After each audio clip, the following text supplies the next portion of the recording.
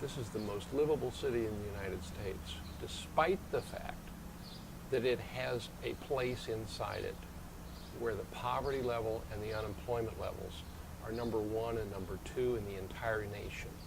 From my experience in the Homewood community, one of the problems has always been that there are turf wars that constantly seem to exist. That community has tried in so many different ways to accomplish something. And I think with Pastor Blackwell and Dina, there are people who have an understanding of the community and a force of personality to be able to affect the change. It's amazing, the talent that has showed up. Everybody is there to help. Everybody is there to make that change in Homewood, to help Gene and Dina. Well, I think working for the House of Manna has revealed to us how our talents that we use to make our careers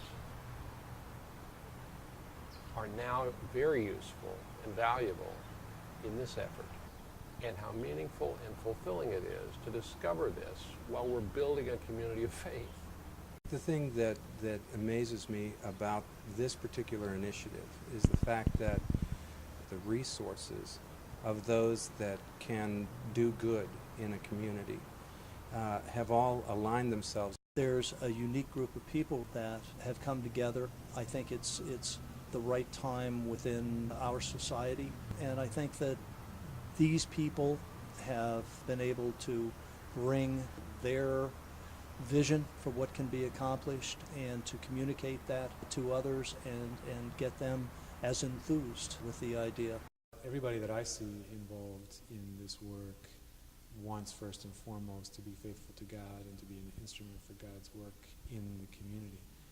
Sunday seminar talked about understanding the perspectives of people not like us. People that don't act like us, they don't talk like us, they don't look like us, they don't live like us.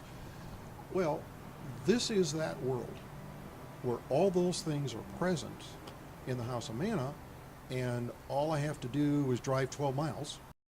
I see perceptions of one another to be melting away. Why we're in the room, to be overcoming those fears and those doubts.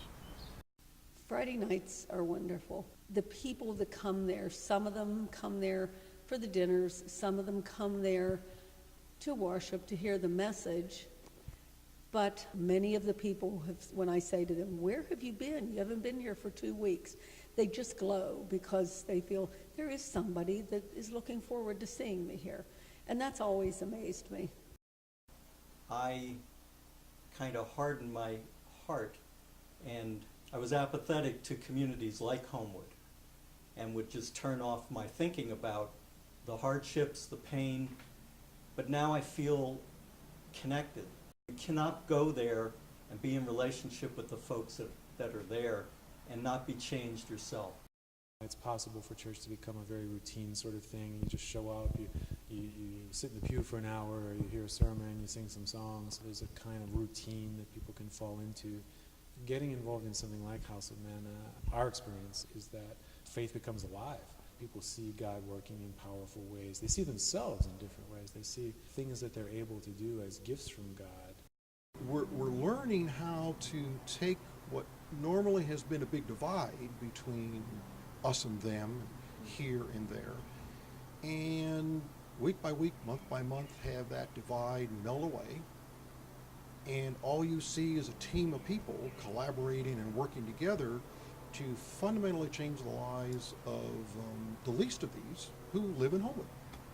I think one of the exciting things about House of Manna is that people from the suburbs show up not out of some sense of duty, not out of a sense of mission as though that were a formal activity, but just because we've come to know and love individuals, many of whom are of a different ethnic background or racial background. And so there's a genuine just love for other people, which then causes a lot of these other barriers to be broken down. It also creates, I think, an element of trust that enables people to venture out from the safer places where most of us prefer to live most of the time. And we come to trust that dynamic after a while, And then other people see individuals breaking through what they might have thought were insurmountable barriers, and then it becomes a kind of virtuous circle.